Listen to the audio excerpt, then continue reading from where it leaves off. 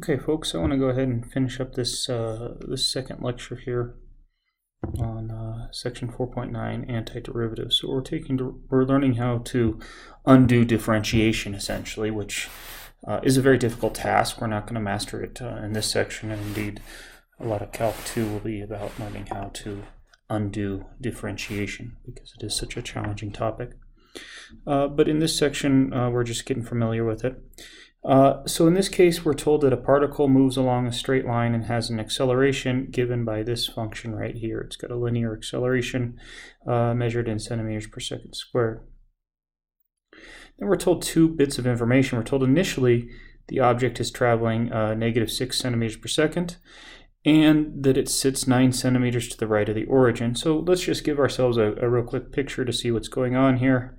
So we've got an object, here's the origin, and the object is going to start out 9 centimeters to the right of the origin, and let's give that a different color, and it's going to be heading this direction initially.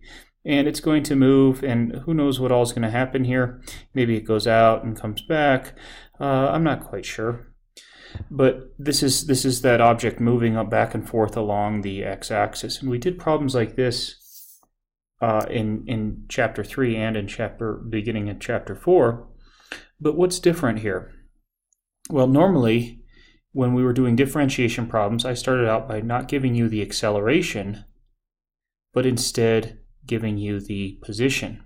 And we learned, well, the derivative of the position, in fact, let's write that out. So if f of x is equal to the position, then its derivative was the velocity, and then its second derivative was its acceleration. Okay. So in the typical first half of calculus, we tackled the problems this way. Now we're going to start looking at them going back the other way. So I'm going to give you acceleration, and if I want to find the velocity function, I'm going to take the antiderivative of the acceleration function, and then if I want to find the position function, I'm going to take the antiderivative of the velocity function. So let's go ahead and tackle this now. So we were given that a of t is equal to 6t plus 4. So we're trying to come up with a function that has 6t plus 4 as its derivative. So we're after a velocity function, but here's the problem. There are many functions that have 6t plus 4 as their derivative. They all fit in this family right here. They would all look something like 3t squared plus 4t, but we could have any arbitrary constant there, c. Luckily, though, we were told that initially the object was traveling at -6 centimeters per second, so that's going to give us enough information to solve for c. So we get -6 equals 3 times 0 squared, plus 4 times 0 plus c. So we find that c is equal to -6. So now we can actually give the entire velocity function for this object. We see that this object has a velocity that is 3t squared plus 4t minus 6. So notice that the object starts off with a negative velocity, but as t increases, these two terms overtake this negative term here. So what's going to happen to this is, I'm not going to do this precisely, but the object's going to do something like this. It's going to move along the x-axis in the negative direction initially, but at some point it's going to slow down, then turn around, and then start heading in the positive direction. Okay, and we see that because we know the velocity now has this quadratic aspect. Okay, so that's the velocity function, but we were actually asked to find the initial displacement function, the position function. So s of t is the antiderivative of the velocity function. So we're going to go backwards again. So we get that the velocity function, or excuse me, the position function is t cubed plus 2t squared minus 6t plus, again, some arbitrary constant. So folks, we're starting to take these antiderivatives much more quickly now as we get more comfortable with it. If I'm still going too fast, just go ahead and slow down and use your antiderivative power rule. So how did I find the antiderivative, for instance, of this term right here? Well, I added 1 to the exponent, so that gave me the t cubed, and then I divided by the new, I divided by the new exponent. So when I divide the expression by 3, I just get 3 over 3, or 1t cubed. So this is my position function, or it's the family of position functions that have this as their derivative. So notice I could check this, right? If I took the first derivative of this, I get down to acceleration. If I took the first derivative of my displacement function, I'd get down to velocity, and if I took the first derivative of the velocity function, or the second derivative of the position, I'd be back to the acceleration that I wanted. But we also have this initial condition that it needs to sit 9 centimeters to the right of the origin. So that tells us that s of 0, the initial displacement, needs to be over here at 9. So that tells us that 9 is equal to, and I'm getting a little bit faster here, I just realized that c is going to be 9 because all of these terms zero out. So at long last, we can give the position function s of t is equal to t cubed plus 2t squared minus 6t plus 9. So this is the single function that has a of t as its 6t plus 4 as its acceleration and satisfies these two initial conditions. Notice we use the initial conditions to solve for the arbitrary parameters c. Okay. So we're told that initially a ball is thrown upward with 48 feet per second and from the edge of a cliff that's 432 feet above the ground, and we are told that the acceleration on Earth is negative 32 feet per second squared. And so then we're asked to do some problems with this. Find the object's height as a function of t, then answer the question, when does it reach the maximum height, and when does it reach the ground? Okay. So this is really just more of the same. So we'll go a little bit faster here. So on Earth, the acceleration is a constant negative 32 feet per second squared. Okay. Notice how different this problem is from earlier questions. I gave you a function, but I gave you a function that's based upon a physical fact, and we're going to build all the information based on the one physical fact, the acceleration due to gravity is a negative 32 feet per second, and that we have these two initial conditions. Okay, so we're told, let's just go ahead and fill those out. We're told that v of 0, it's thrown upwards at a 48 feet per second, and s of 0, it starts off at 432 feet above the cliff. Okay, so taking the antiderivative of a of t, we get that the velocity is equal to a negative 32t plus some arbitrary constant c. Well, because we know that v of 0 is 48, that tells us that 48 is equal to negative 32 times 0 plus c, or that c is equal to 48. So at last we can give the entire velocity function as a negative 32c plus 48. So there's our velocity function. We might need this information for one of the earlier parts. This is our acceleration function.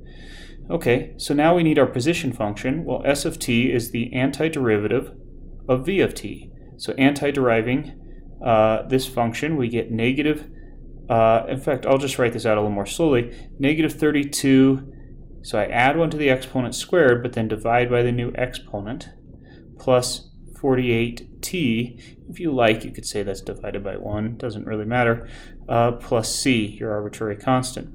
So finally, we say s of t then is negative 16t squared plus 48 t plus c. So at one point you might have wondered, hey, how come all these physical problems have for s of t a negative 16 there? Well, it's related to the fact that the acceleration due to gravity is a negative 32, and as we anti-derive, that's where that factor of negative 16 often shows up in these real-world trajectory problems. Okay, so we're not quite done yet because we've got a family of functions that have a particular position function that behaves in a certain way, but we want to specify the specific one of these that satisfies the initial condition that s of 0 equals 432. So 432 then, I would plug in 0 for all of these values, and we find that 432 is equal to c. So at long last, we've come up with our position function. S of t is negative 16t squared plus 48t plus 432. Okay, so now that we've got our position function and our velocity function, we've got all the functions we need to describe the motion for this object, let's answer a few questions. When does it reach its maximum height? Okay. Well, this no longer has anything to do with this new topic. We want to know when it reaches its maximum height. Well, the object will reach the maximum height if you think about the way it travels with time. Here's its height. It's parabolic. So it reaches its maximum height at a point where what? It has a horizontal tangent line. So to determine that, we will set v of t equal to 0. That happens when negative 32t plus 48 equals 0. That happens when t is equal to 3/2. So at 1.5 seconds, is this a ball? Yep, the ball reaches its maximum height.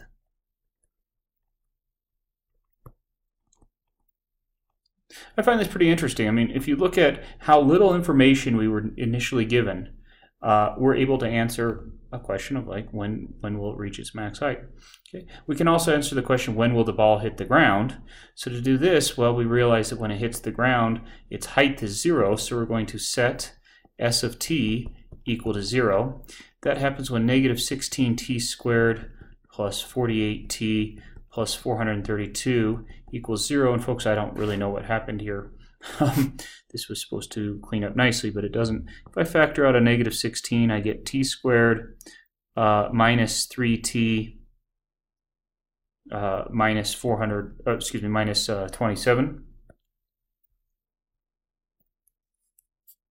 And my intent was that this would come out to be a quadratic that factored, and I obviously goofed. So we're going to have to use the quadratic formula on it. That's not the end of the world. We get that t is equal to negative 3 plus or minus the square root of negative 3 squared minus 4 times 1 times 27 all over 2 times 1.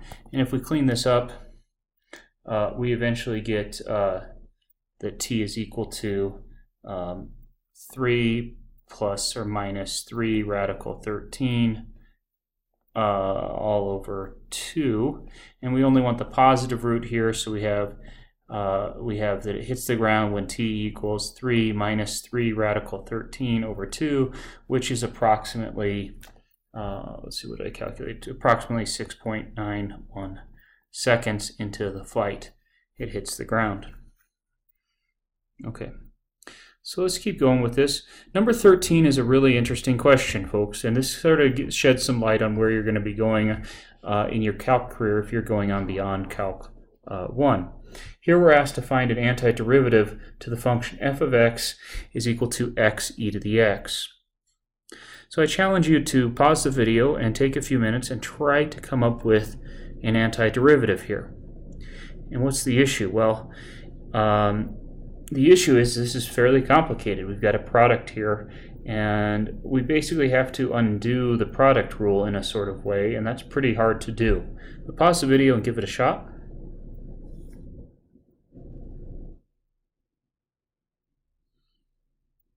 Okay, you tried, maybe you got it, maybe you didn't. If you didn't get it, please, please, please don't worry. A significant portion of Calc 2 is developing the techniques to be able to find the antiderivative of this. But it turns out that if you found the function x e to the x minus e to the x, that will in fact have as its derivative x e to the x. So while I don't necessarily expect you to figure this out, I'm not concerned at all. Actually, if you didn't figure this out, let's just check our answer. So let's find f prime of x. So let's see here. It would be a product rule. So here's the first, derivative of the second, plus the second times the derivative of the first, and then minus the derivative of this term, which is a minus e to the x. And so this minus e to the x factor is enough to cancel out half that product rule, and we get x e to the x there. So in fact, this did work out just fine. By the way, folks, I actually made a mistake writing it up here. What should I have written? If we're finding the antiderivative, I should have put plus c here. So if you're asked to find the antiderivative, put plus c. I would just, as a rule of thumb, always put plus c in finding your antiderivatives unless you're given enough information, like we were up here, to find the initial conditions to actually give the specific function from that family. Okay, let's keep going here. So here I've given you a bunch of antiderivatives, and these should make sense. Okay, so we've been using a lot of these already. So the antiderivative of the constant 1 is just x. The antiderivative of x is 1/2 x squared. Oh, I'm sorry, I forgot. Folks, I've looked at this symbol for so long, I forgot you haven't seen it before. So we're going to use some different notation to describe the antiderivative of a function. We will use this elongated s, this long s, to denote the antiderivative of a function. So if you see this command, if you see find the elongated s of f dx, I'm saying find an antiderivative. Find the general antiderivative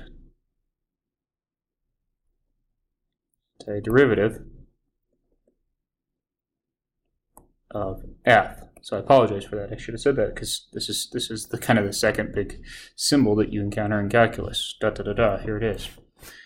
Okay, so this says find the antiderivative of 1. Give me the family of functions whose derivative is 1. Well, that's just the linear function x plus c. Give me the family of functions. Find the antiderivative of x. Give me the family of functions whose derivative is x. The answer is 1/2 x squared plus c. Okay? We've actually used this a few times now, and this is enough for us to sort of generalize this to the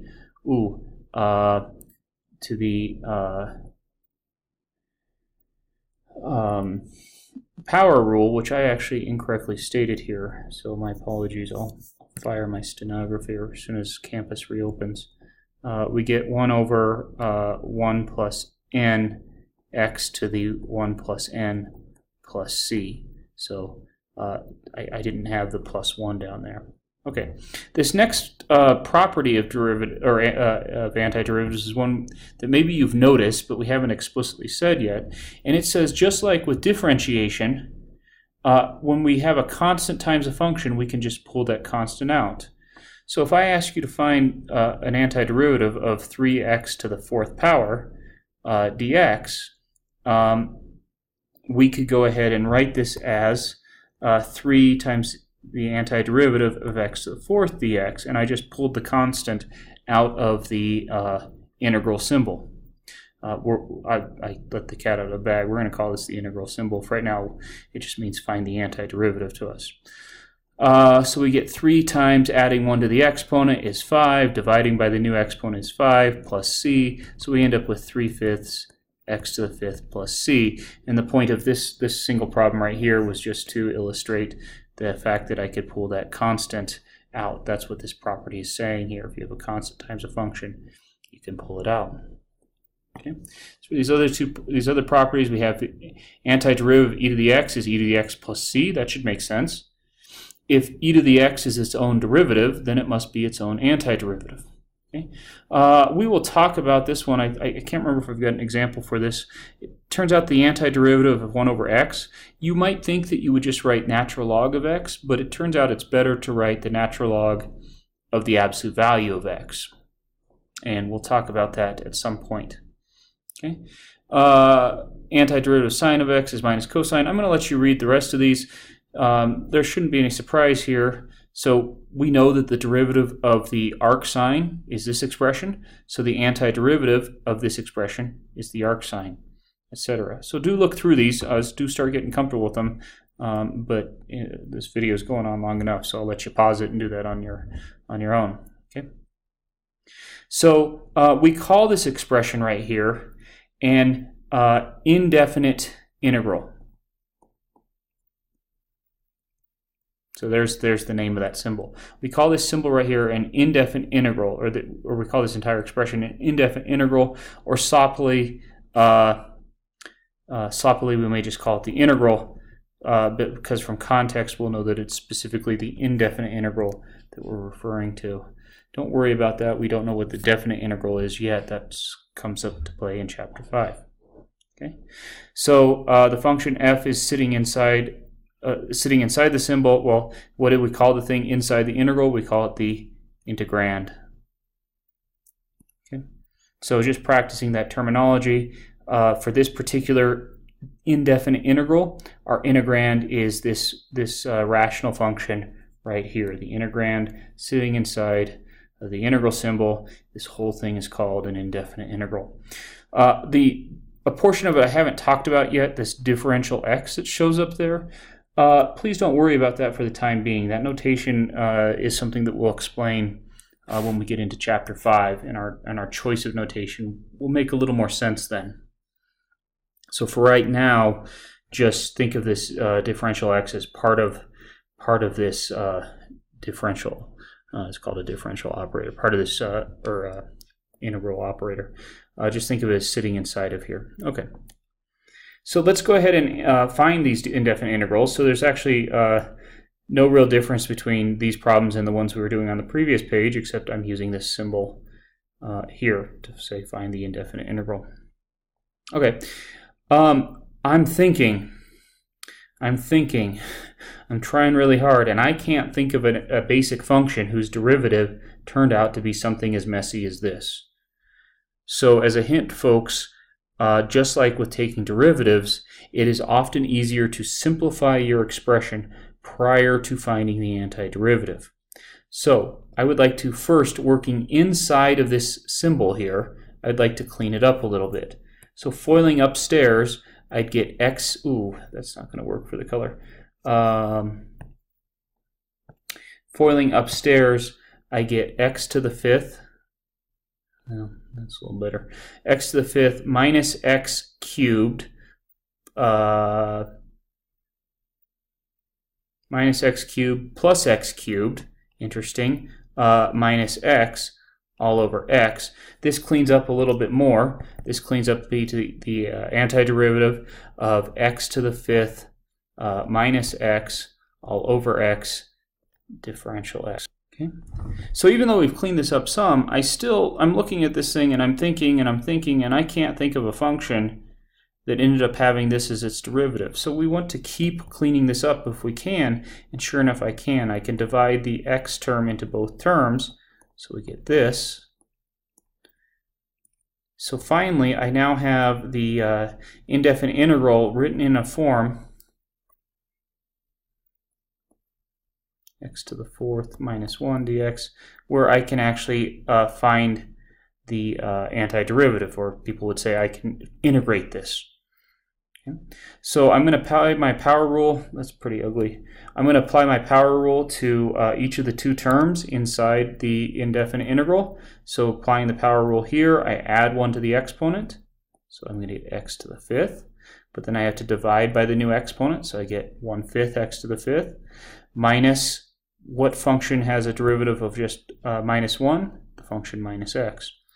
Okay, then I cannot forget this plus c. So folks, you cannot forget these plus c's. If you do, I have to mark you wrong. You haven't truly given me the indefinite integral, so I'd have to not mark you completely wrong, but dock a point for that.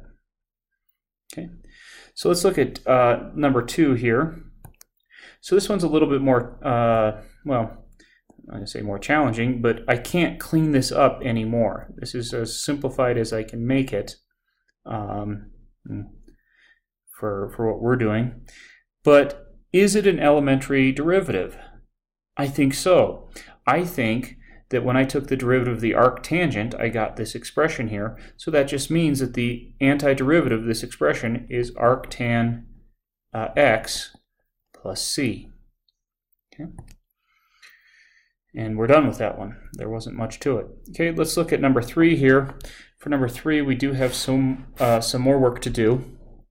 I'm going to see what I can do to clean this up. So let's see here. This is the integral of 4 cosine of x over sine squared x plus the sine squared x over sine squared x dx. Okay, so I'm trying to clean this up because I don't know, I can't just in my head take the antiderivative of this expression. This cleans up a little bit. Let's see here. This cleans up to be the integral of, this is going to, let's see if we can try this. Let's think of this as 4 times the cosine of x times 1 all over 1 times the sine of x times the sine of x. So folks, I'm having to get a little creative on this one. This second one just simplifies to 1 dx. So I've got to get a little creative on this one. And that's really where finding antiderivatives gets challenging. It's kind of coming up with techniques to rewrite this. Why did I do this? Well, I think now I can rewrite this as 4, let's see, cosine over sine, so it's 4 over 1. Cosine over sine is the cotangent of x, and 1 over the sine of x is the secant of x. Is the cosecant of x. Okay. Folks, I'm worried I might have done this a little bit too fast, and I forgot this was kind of the most challenging problem on this lecture. Let me rewrite this like this. That might help to see what I'm doing. Times 1 over the sine of x plus 1 dx. By the way, folks, I should mention this. I'm not going to always do this, but technically I should put all of this inside parentheses here because I've got this dx that's being sort of multiplied or applied to all terms there. You won't catch me always doing that. I'm a little bit sloppy. Okay, so this is the antiderivative of 4 times the cotangent of x times the cosecant of x plus 1. Now that I mentioned it, I'll try to remember to put the parentheses around it. Okay, so what can I do? Well, let's go ahead and take the antiderivative of this termwise. So what function, when I took its derivative, gave me something like 4 cotangent cosecant? The answer is negative 4 cosecant x. And then for the second term, the antiderivative of 1, I think we're feeling pretty comfortable with that. That's just x. And then we get plus our arbitrary constant. Folks, that took a little bit of an eye to see that that's what I wanted to do with this problem.